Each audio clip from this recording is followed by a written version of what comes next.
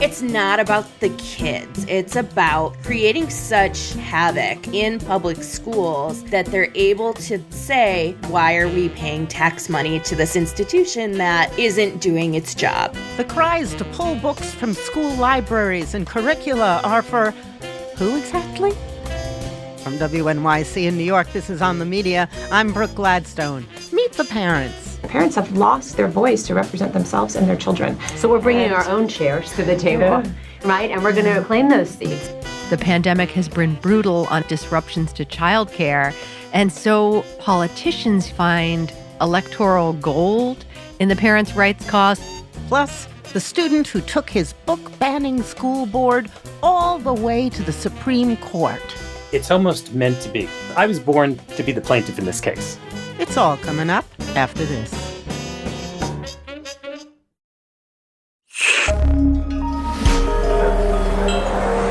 Listener supported.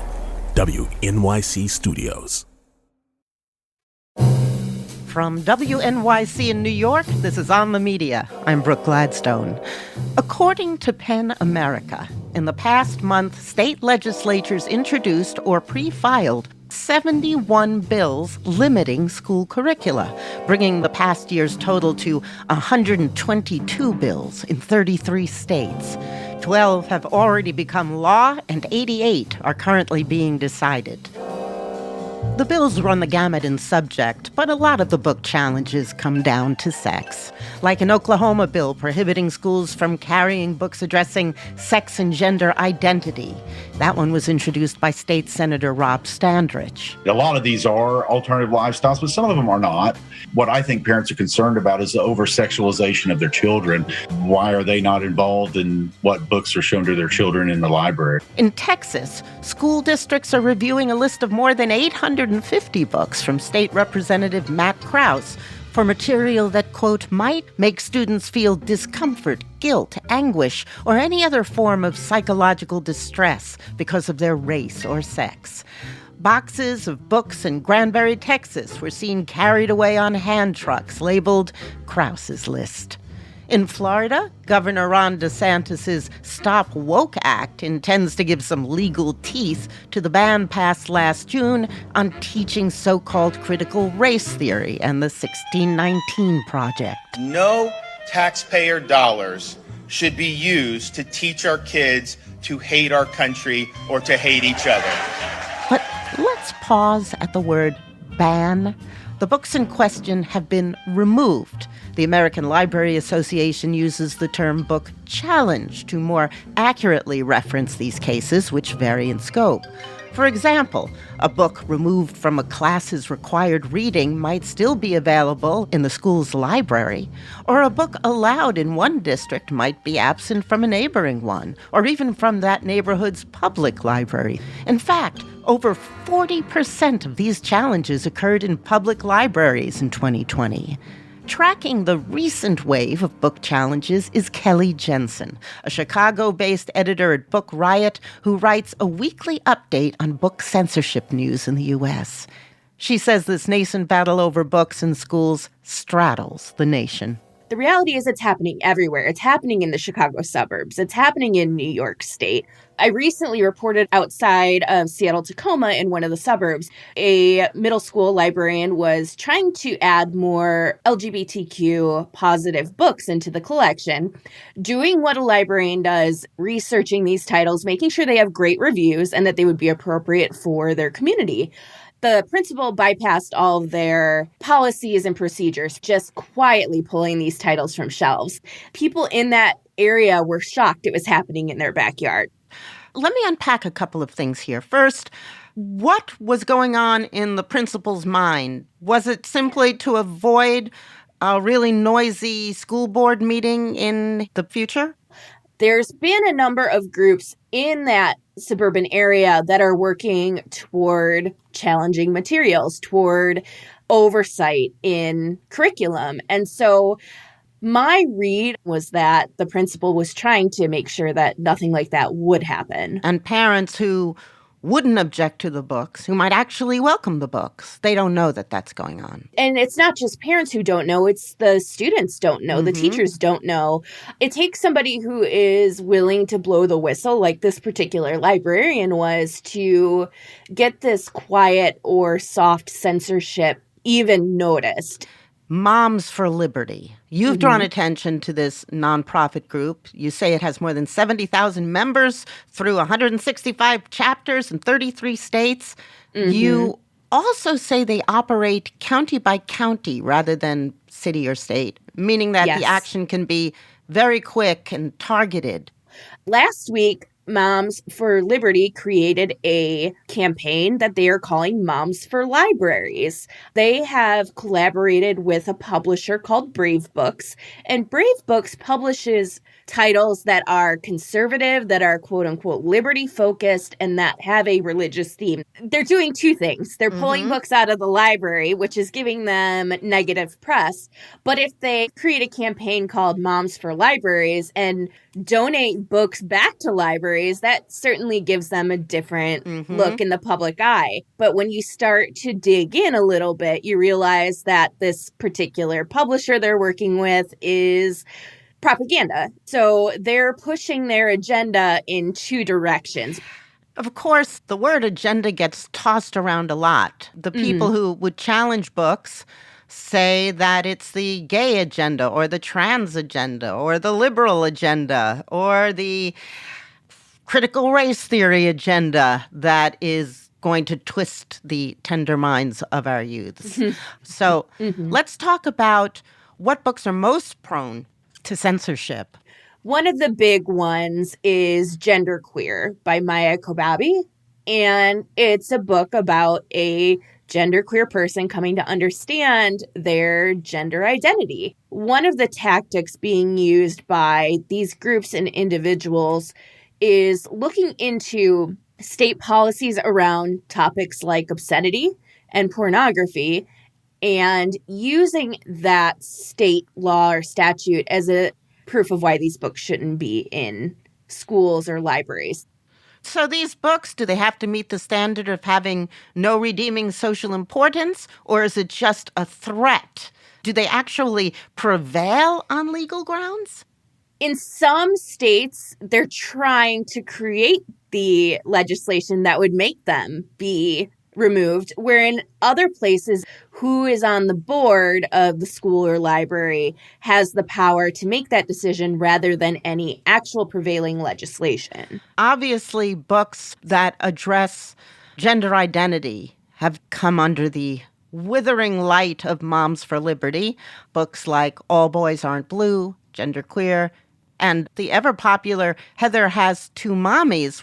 Also books written by Black authors and featuring Black characters, from The Bluest Eye, a standalone story by Toni Morrison, To Kill a Mockingbird by the most emphatically not Black Harper Lee. I also want to add to this list Dear Martin by Nick Stone, that's currently coming under fire. And I bring that one up in context of To Kill a Mockingbird because there was just a challenge, I want to say Missouri, where students were reading Dear Martin in class. There was a complaint, and the book was replaced with To Kill a Mockingbird, which is heartbreaking because Dear Martin is a contemporary story of a Black boy and his experiences with racism, whereas To Kill a Mockingbird is by a white author about racism, but in a capacity that has merit. In a 1950s capacity, perhaps? There you go. Where there were many fewer people getting to speak about their own experience directly and being paid attention to? Is that what you mean? Books like To Kill a Mockingbird are being reevaluated for whether they are the best book to address racism in the classroom. They're still available, they're still widely read, they're still recommended, but the move has been to include more books by Black authors who can share from a perspective that To Kill a Mockingbird simply can't. Schools updating their curriculum have also been used as a conservative talking point of, well, they're removing books from the classroom too. This is a willful misrepresentation of what's actually happening, and it gets that base riled up. Could you take me through the process of challenging a book? And how long does it take for a book to be pulled from the shelf or not? So it's going to vary. Typically what happens is a parent or community person will file a complaint. Most libraries have a form. What book are you complaining about? Why are you complaining about it? And did you read the material in full? Typically, the process is there's a committee that will meet and discuss the book. They will have all read it. They will read the professional reviews, and then they'll determine whether or not it's appropriate for their community. Now, though, we're seeing more state governments stepping in, demanding schools and libraries look for these particular books in their collection. So in Texas, it's a list of 850 books seemingly slapped together from some quick research. So there's this tension now that whatever the school's policy is might not be enough to protect their expertise in doing their jobs. Instead, it's being handed over to the state. My understanding is in some places, the policies public library systems use are vague enough to give room for an interpretation, so they can just pull things without a formal complaint because there wasn't one outlined. The Wake County Public Library System in North Carolina pulled genderqueer from their shelves. I looked and looked for their collection development policy. It was very vague. It didn't have a chain of command, a set of steps that happen when there's been a book complaint. There had been a series of emails about the book, and ultimately their collection development manager decided to just pull it. This is Wake County. This is the largest library system in North Carolina. So library workers within that system complained. The library board wondered what happened. At the end of the day, not only was the book put back on shelves, but the collection development policy and procedures for a book challenge were updated and made much more accessible. How often do you think this happens where no one really knows? It requires somebody speaking out. I had read about it in one of the North Carolina newspapers, genderqueer being pulled. I put in a FOIA asking for emails and found my answer right in there. It was like an external group. Some of the motivation could be that the Wake County public school system had received a number of complaints from parents, and a couple of those parents filed police reports about this book. Well, that ties back into obscenity and pornography laws. You can see the line between the two thoughts. Maybe Wake County Public Libraries was trying to ward off a potential challenge in pulling the book. Is the concern that public libraries will be tailored to middle schoolers? Some of these challenges in public libraries in particular don't necessarily want the books pulled completely, but want them very difficult for young people to access. In Jonesboro, Craighead County, Arkansas, what they have been doing is moving these books from the children's collection to a shelf that is now next to the children's librarian desk. So a 10-year-old who wants to read this book, let's say that the book is It's Perfectly Normal. That's another one that's gotten challenges this year. It's a puberty book with illustrations appropriate for 8-year-olds and up. Say a 10-year-old wants to look at that book. They now have to walk up to the librarian desk to browse these shelves. Well, that kid has now made it clear that they're looking at materials that people in the community think aren't appropriate. It's such a huge deterrent. These school board meetings, are the people objecting to the books mostly white? I mean, given the way critical race theory is often tied up in education censorship, what's the role of race in these disputes? Oh, it's absolutely primarily white. Out here, I believe it was Downers Grove High School. This particular meeting also brought in the Proud Boys, who are, white supremacists. And so there's this pride that I am seeing in many of these school board meetings. It's white pride, and it's very clear this isn't about the kids. Thank you very much. Yeah, thank you. Kelly Jensen is an editor at Book Riot and writes a weekly roundup on book censorship in the U.S. Coming up, it's all framed as a parents' rights issue, but it's not always about the children. This is On the Media.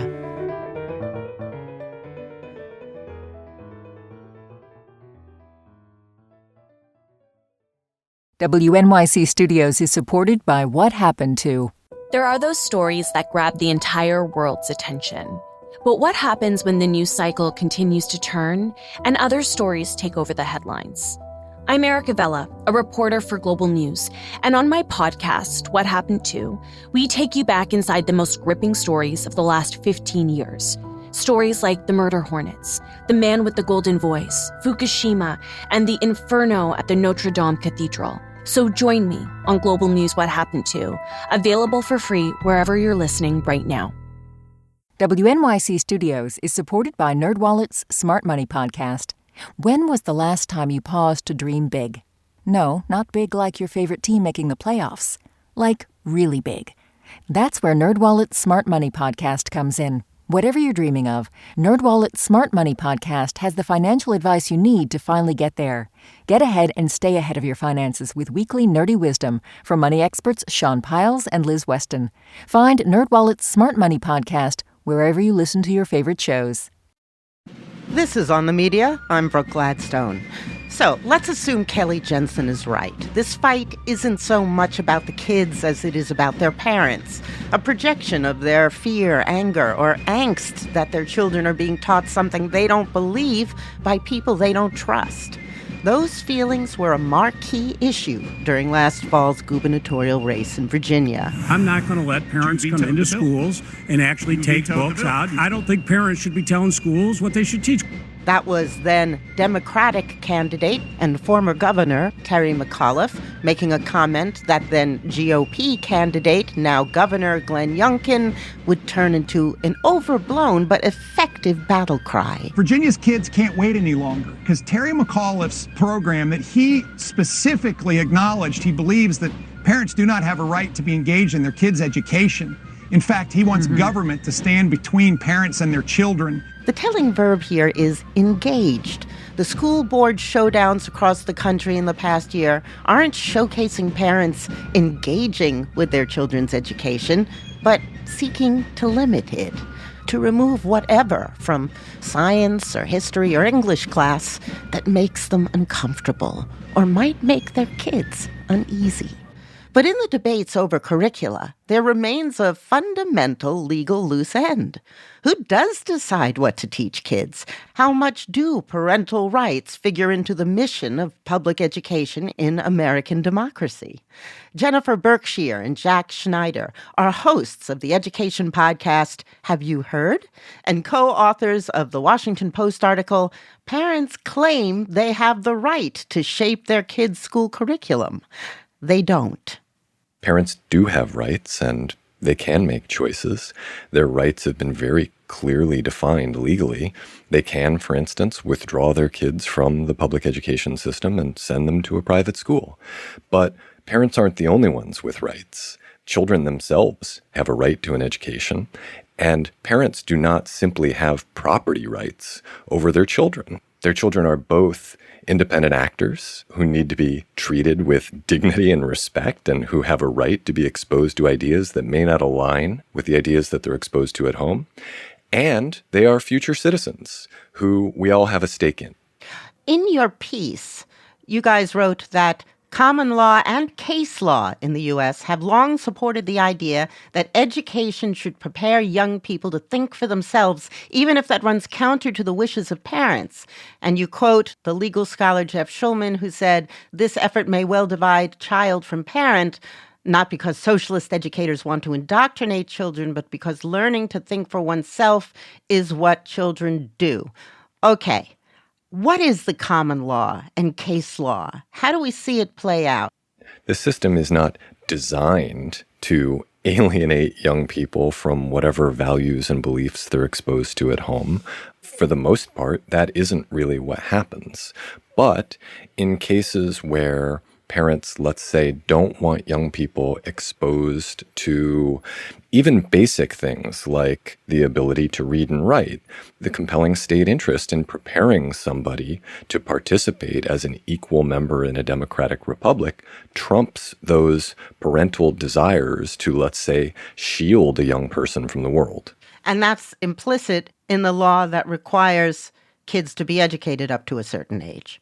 Right. It's a part of legal interpretations there, right? It doesn't say in state constitutions that if parental desires conflict with this law, then parents lose, right? That's a part of what courts have wrestled with over the years. And sometimes they've struck compromises, like in the Supreme Court's Yoder decision, where they upheld the fact that there is a compelling state interest in young people receiving an education, but also respected the Amish desire to not send their kids to school past a certain age.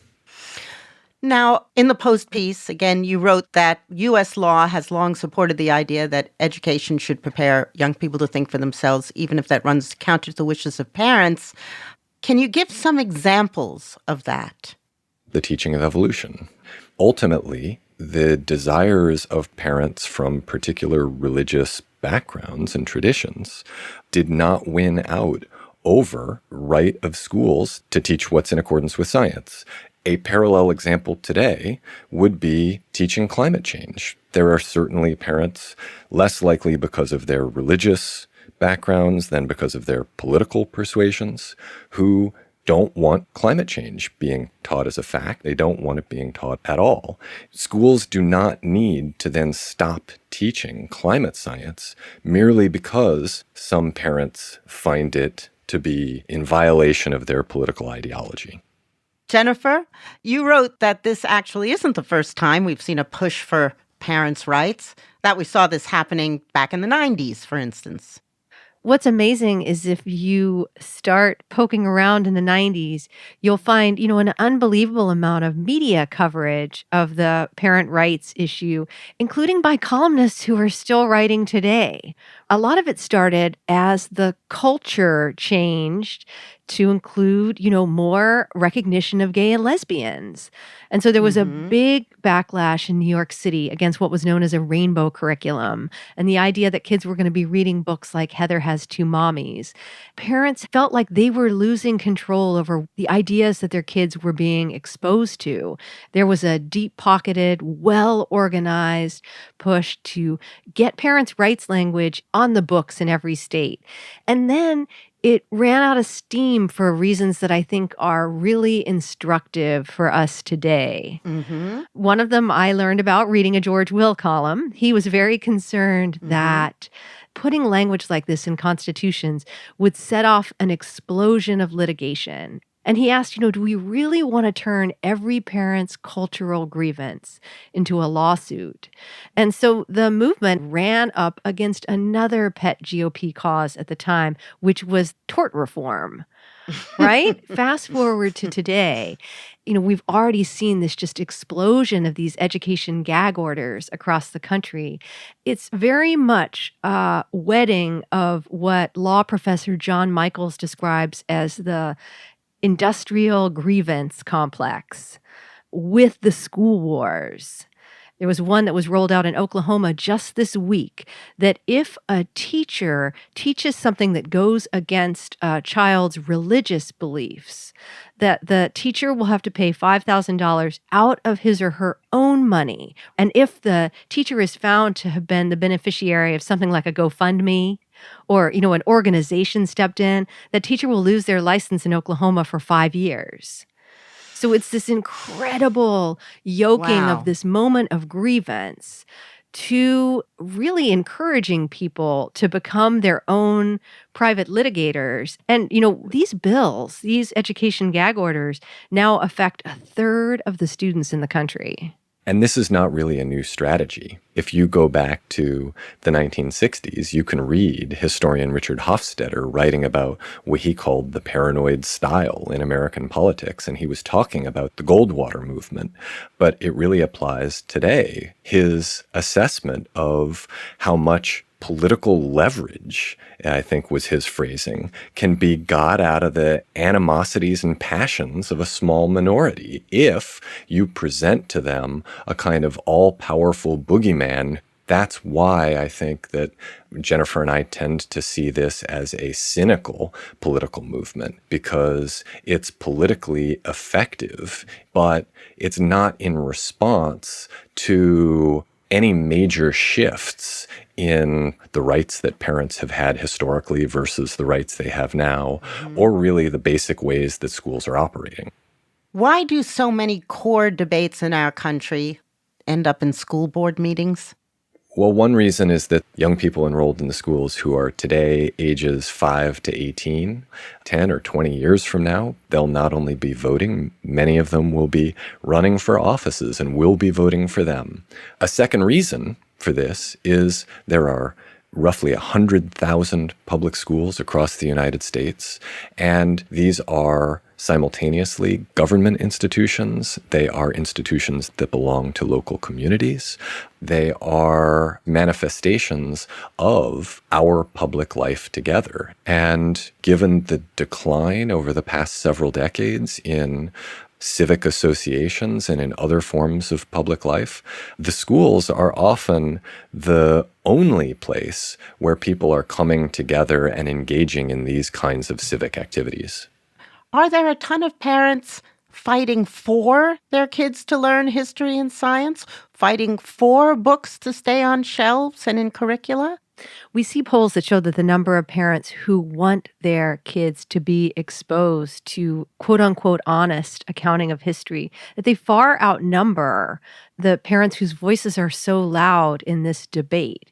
But the problem is that the kinds of scenes we've been witnessing at these school board meetings, I have talked to people all over the country who describe the demoralizing effect of being shouted down, of being too fearful to speak up at a meeting.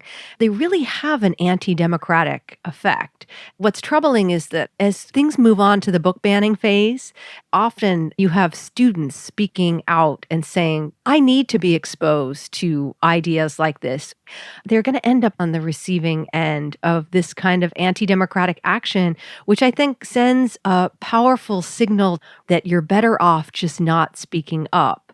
So the loudest voices at that public comment section of the school board meeting, often it's the woman at the Virginia meeting who says, we're coming back and we're bringing our guns. So there are a ton of parents who feel it's important for their kids to learn history and science, but they aren't loud enough.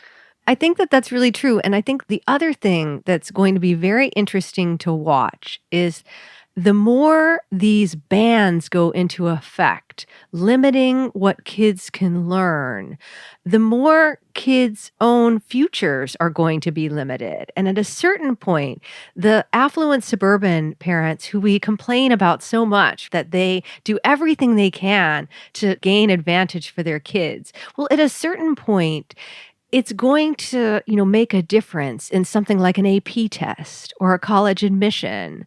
They're going to end up learning less as a result. Once parents start to process that, the real backlash to this is going to happen. We've already seen this in states where, legislators have really pushed to defund public schools for ideological reasons. There's a certain point where parents who have not been involved before start to see that this is making a difference for the worse in their own kids' lives. And that's where the backlash really picks up steam. Jack, Jennifer, thank you very much. Thanks so much for having us. It was great to be here. Jennifer Berkshire and Jack Schneider are hosts of the education podcast Have You Heard? And co-authors of the book A Wolf at the Schoolhouse Door, The Dismantling of Public Education and the Future of School. Coming up, The historic lawsuit over censorship one kid was born to bring. This is On the Media.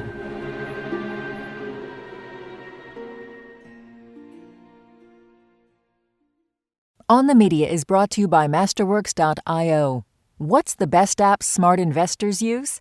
One of the newer apps, called Masterworks.io, allows everyone to invest in blue-chip art, including famous paintings by Basquiat, Picasso, and Warhol. When you consider that in the past, a $19,000 Basquiat painting was resold for $110,500,000, you'll realize why Masterworks.io has over 300,000 members and growing on its breakthrough investing app.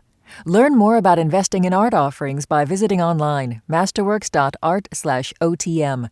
Join the community that has discovered how to invest in art by going online to masterworks.art/OTM. See disclaimers at masterworks.io/disclaimer. I'm David Remnick, and each week on the New Yorker Radio Hour, my colleagues and I unpack what's happening in a very complicated world. You'll hear from the New Yorker's award-winning reporters and thinkers, Jelani Cobb on race and justice, Jill Lepore on American history, Vincent Cunningham and Gia Tolentino on culture, Bill McKibben on climate change, and many more. So please, never miss an episode. Listen to the New Yorker Radio Hour wherever you get your podcasts. This is On the Media. I'm Brooke Gladstone. Now we turn to the rights of students and the authority of school boards. This year marks the 40th anniversary of Island Trees School District versus Pico, the first and only time the Supreme Court considered the question of book removal in school libraries. Our correspondent Micah Loewinger tracked down the main plaintiff from this nearly forgotten case. You know, we're being taught in schools that book banning only occurs in totalitarian countries. And you wake up one day and you're not allowed to read a book in your own school because it was removed from all the shelves. This is Stephen Pico, who would end up finding his way to the Supreme Court some years later. But in 1976, he was still a 17-year-old student at Island Trees High School on Long Island in New York. He discovered his life's calling the day he learned that a list of books had been removed from his school district's libraries. From the high school library, 9 books were banned. The Naked Ape by Desmond Morris, Down These Mean Streets by Peary Thomas. They include such books as Soul on Ice by Eldridge Cleaver. The book banner said that he was anti-American and that he hated white women. And then there's Slaughterhouse-Five by Kurt Vonnegut Jr. He made the list because he called Jesus a man with no connections. And then there's The Fixer by Bernard Malamud. They said that that was anti-Semitic. There was also Best Short Stories by Black Writers, an anthology edited by Langston Hughes that featured work by James Baldwin. Go Ask Alice by an anonymous author. Laughing Boy by Oliver Lafarge. Black Boy by Richard Wright. And A Hero Ain't Nothing But a Sandwich by Alice Childress. Also from the junior high school library, one book was banned, an anthology called A Reader for Writers, edited by Jerome Archer. The Island Trees School Board targeted these books after 3 of its members had traveled upstate for a conservative conference run by a group called Parents of New York United. They went outside my community and found a list on a table at a meeting of objectionable books. And then they went back to our library and they searched the school and said, okay, well, we found 11 books on this list. We're going to remove them. Now, what does that mean? It means no student ever objected to any of these books. It means that no parent in the community ever objected to any of these books. No one in the community had objected to any of these books. Would it have mattered if people were objecting to the books? In principle, no. But in my case, it came from a political movement that was going across the United States, and many people today can understand what I'm talking about. The school board, which is publicly elected, sent out a press release. The press release said, while at a conference, we learned of books found in schools throughout the country which were anti-American, anti-Christian, anti-Semitic, and just plain filthy. To date, what we have found is that the books do in fact contain material which is offensive to Christians, Jews, blacks, and Americans in general. In addition, these books contain obscenities, blasphemies, brutality, and perversion beyond description. An interesting wrinkle in all this is that Stephen Pico had gotten to know the members of the school board personally because he was student council president. And when he challenged them on their decision, he started to suspect that they were cherry-picking passages. I had read, I'd say, a number of the books that were removed. I think the one that probably touched me the most was Go Ask Alice. Hello, Diary. My name's Alice. Which was widely known to be a cautionary tale about a 15-year-old who runs away from home and starts doing drugs.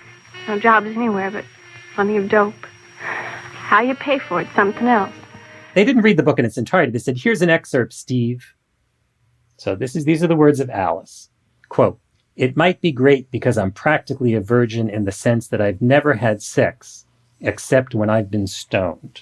So what I did as a 17-year-old is I opened the book and I'm searching for this excerpt. He found that in context, that passage had a completely different tone and meaning. Here's what followed the excerpt. "I'm practically a virgin in the sense that I've never had sex, except when I've been stoned, and I'm sure without drugs I'd be scared out of my mind. I just hope I can forget everything that's happened when I finally get married to someone I love. That's a nice, secure thought, isn't it? Going to bed with someone you love." Then there were the school board's problems with A Hero Ain't Nothing But a Sandwich by Alice Childress, which was also made into a pretty famous movie. The book was banned for two reasons. First, because the word ain't appears in the title. And the second reason was a passage from the book spoken by Nigeria Green. Nigeria Green was a black teacher in a Harlem school in the book. And he said, "We all know that George Washington was a slaveholder, but he was also first president of the United States. Also the father of his country." Is that right? Oh, George was the father. He sure got around, didn't he? The school board said that the passage was anti-American because it spoke disparagingly of one of the founding fathers. I lived in an all-white school district. And that's why James Baldwin was targeted, and Alice Childress, and Langston Hughes, and Richard Wright. They were targeted because they were minority ideas in a suburban white community. Shortly after the book removal, Pico got in touch with the American Civil Liberties Union. I told them that I knew of the book banning, that I was upset by it, and that I wanted to challenge the constitutionality of it. I have to say, it's kind of mind-boggling that you, as a high school student, your first reaction would be, I would like to challenge the constitutionality. I think when people get involved in a personal way, in an intense way with any issue, it's almost meant to be. I was born to be the plaintiff in this case. He was very thoughtful, very sophisticated for a high school student. This is Arthur Eisenberg, one of the lawyers responsible for crafting the legal arguments that would end up before the Supreme Court. When we heard about the incident collectively at the New York Civil Liberties Union, our impulse was that this is a case of censorship in violation of the First Amendment. The ACLU had Stephen Pico encourage 4 other students to join him as plaintiffs, including at least one who was young enough that he or she would still be in the school system should the case drag on for a long time, which it did, 5 years. He chose Russell Rieger, age 17, Jacqueline Gold, 16, Glenn Yaris, 16, and Paul Sochinsky, 14. Arthur Eisenberg began representing the 5 students after the district court ruled in favor of the school board. The school board comes into court and says, yes, we censored these books because they are inconsistent with our political philosophy, because they are anti-American, anti-Christian, anti-Semitic, and just plain filthy. But the school board's argument was, we are the democratically elected body to make judgments about curriculum and the contents of the library. That was at the heart of their argument. And that was accepted by the district court. And so when we had to take an appeal, we had to explain why that theory was wrong and why the First Amendment was violated. Eisenberg used a couple different legal theories, but the most prominent one, the one that would feature most in the Supreme Court case, was this. We argued that school officials and school boards have some discretion regarding the curriculum, and regarding what is taught in the schools, but they cannot exercise that authority in a way to impose a narrow orthodoxy of views and values, and they cannot exercise that authority consistent with the First Amendment in an effort to suppress ideas that they don't like. Ultimately, the Second Court of Appeals bought the argument. So we won, and the books were to be returned. So it was the school board that appealed to the U.S. Supreme Court to intervene. The issue here is not the books. What's at issue here is local control. This is Frank Martin, who was one of the leaders of the Island Trees School District at the time, speaking with CBS after they lost in the Court of Appeals. Does the courts decide what books go into a school library, or do the local taxpayers and locally elected a school board, their representatives, select what goes into the schools? While they were waiting for the Supreme Court case to begin, Pico upped his media game. Since he'd first sued the school board, he'd been a guest on the Phil Donahue Show, he'd spoken at press conferences with Kurt Vonnegut, Alice Childress, and some of the other authors whose books had been removed from the library. Much of this while he was a student at Haverford College. I worked my butt off throughout my entire college years to make sure it was kept alive in the media, that people knew the stakes. From the very beginning, it's clear that your intention was to challenge the constitutionality of removing books from school libraries. But then many years later, when the Supreme Court chose to hear the case, there was a chance that the court might make it constitutional and would sort of supercharge this kind of censorship. Was there a moment when you were nervous about what you'd gotten yourself into? You bet. You're exactly correct. You're very astute.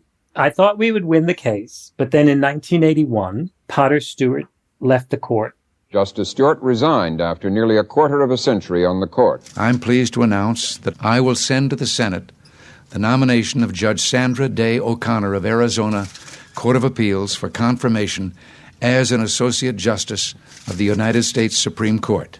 And it was hailed as this great opportunity for women in America. And I looked at it differently because, yes, there was a female justice, but she was going to vote against me. And I realized that this is going to be a very close decision.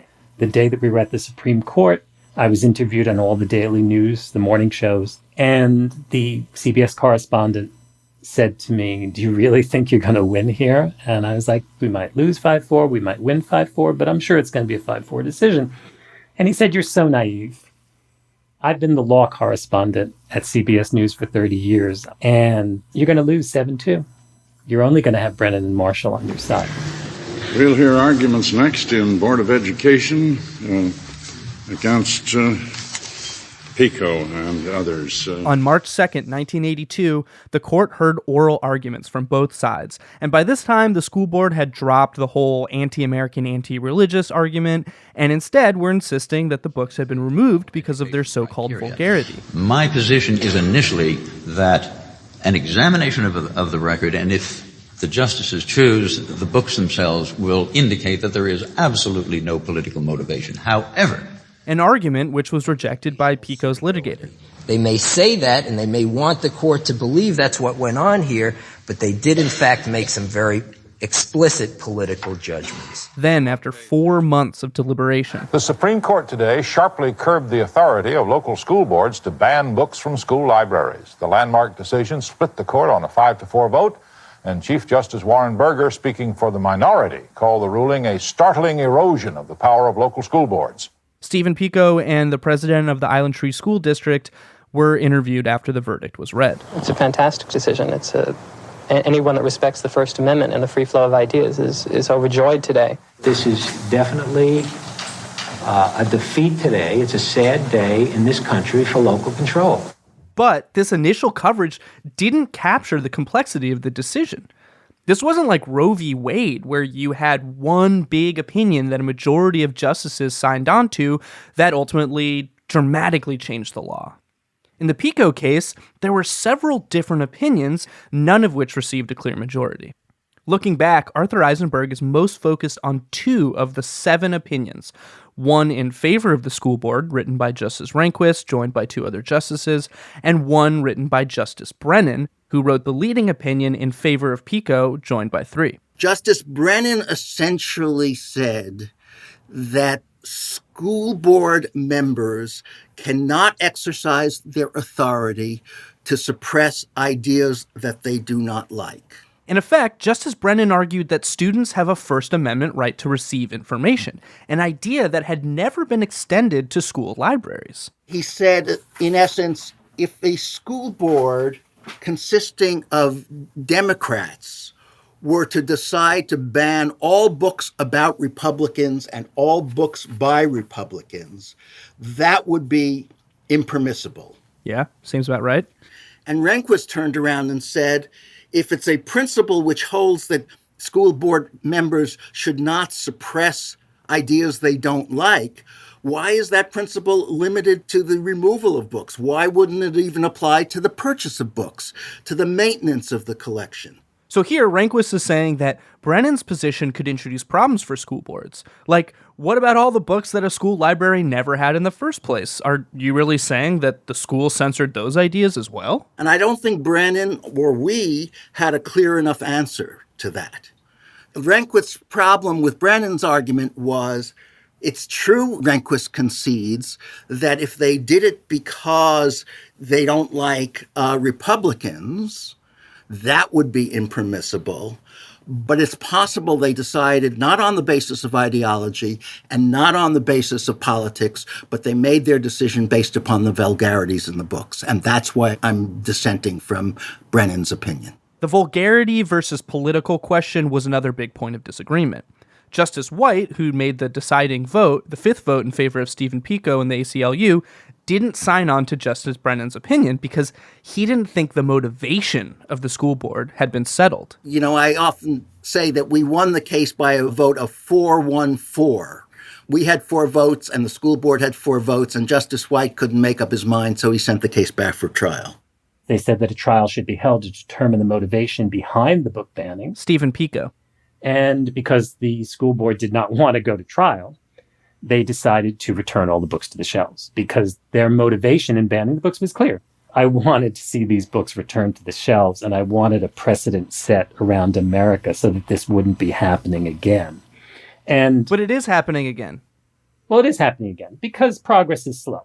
And you know that. You know that in the fight for constitutional rights, it takes decades to get things done. The Pico case remains the one and only time the Supreme Court considered the question of book censorship in school libraries, which is why I'm kind of surprised to not hear it discussed in the press more often. One reason might be that it didn't set a clear precedent. And another is that Stephen Pico refused to participate in a sort of Hollywood mythology that tends to help activists stick in our historical memory. I've turned down Columbia Pictures. I've turned down the New York Times Magazine section. I've turned down the opportunity to write a book. Why? Because I didn't want to be seen as profiting from something that I really cared about. If they wanted to do a movie that wasn't about my personal life, if they wanted to do a serious movie about book censorship, then I probably would have collaborated with them. But they really were looking for a private story. And to me, there is no private story here. Pico has mostly retreated from the extremely public life of a Supreme Court litigant. Nowadays, he's a painter and sculptor, and he writes for his site artloverstravel.com. As for Arthur Eisenberg, he's never stopped thinking about this case. People have asked me what my favorite case was in my 4 decades at the Civil Liberties Union, and this is the case because of the evolving nature of my thinking about it. Are you regretful at all? Look, we didn't create the law that we would have liked. His first eureka moment, a new way of thinking about the Pico case, hit him about 8 years later. When I was working on a case involving the funding of family planning services, where the government said, we're the funding authority, we can tell doctors that they can't talk to their patients about abortion, it occurred to me that maybe this was one of those relationships that should be protected. Then there was this episode in the late 90s when New York City Mayor Rudy Giuliani lost a court case with the Brooklyn Museum when he threatened to evict the museum if it ran an exhibition that featured a controversial depiction of the Virgin Mary. What they did is disgusting. It's outrageous. You could call it anti-Christianity, but anti-Catholicism in particular, because the mayor is saying, in effect, if there's a book in a library that we fund, I can take it out if it is offensive. That is profoundly dangerous. Ding! That's when the light bulb over your head lit up. Yeah, exactly. But it was too late. Exactly. It was a little late for the Island Trees case. But if you look back, when state-funded universities were first created in this country, scholars feared that legislators would use the power of the purse to dictate the content of curricula. And this concern gave rise to principles of academic freedom, which insulated lectures and writings of academics from influence by the funding sources, governmental as well as private. The lesson is this: just as academic judgments should be left to the academics, curatorial judgments should be left to the curators, and decisions about the content of library collections should be left to the librarians. And I mention this theory because one of the arguments that the school district made was, look, we bought these books, we paid for them, we can make the judgment that these books are impermissible because we paid for them. He calls his first idea the academic freedom theory. Here's another legal argument that he thinks might have been persuasive in the Island Trees case. Public education is not just about reading and writing and arithmetic. That an element of a sound basic education involves being educated in democracy. And ideological diversity and pluralism are foundational democratic values. And democracy rests on the power of reason through public discussion. And the remedy for bad ideas is not coerced silence, it is not censorship, but more speech to correct those errors. Because one of the things that Brennan did point out in his opinion is that the Supreme Court has invalidated education laws passed by state legislatures. In one case, Nebraska prohibited the teaching of foreign languages in schools. And in the other case, in Arkansas, there was an effort by the legislature to prohibit teaching about Darwin in schools. And the Supreme Court invalidated both of them. Either of these arguments, the academic freedom theory or the democratic education theory, might have been effective in the Pico case. Eisenberg thinks they may have helped set a precedent that would have stopped the kind of book removals we're seeing today. If you could go back in a time machine and apply one of these different legal theories to that case, would you? Yes, I would. A case that coulda, woulda, shoulda been bigger, more definitive, more precedent-setting. 40 years later, a similar moral panic has taken hold in our discourse and in our schools. Or maybe it just never went away. It's hard not to look at the Pico case and wonder if a different ruling, informed by what we know today, might have been able to save our schools and our democracy a whole bunch of trouble. For On the Media, I'm Micah Loewinger. And that's the show. On the Media is produced by Eloise Blondio, Rebecca Clark Callender, and Max Balton, with help from Aki Camargo. Xandra Ellen writes our newsletter. Our technical director is Jennifer Munson. Our engineer this week was Adrian Lilly. Special thanks to Anna Dorman. Katya Rogers is our executive producer. On the Media is a production of WNYC Studios. I'm Brooke Gladstone.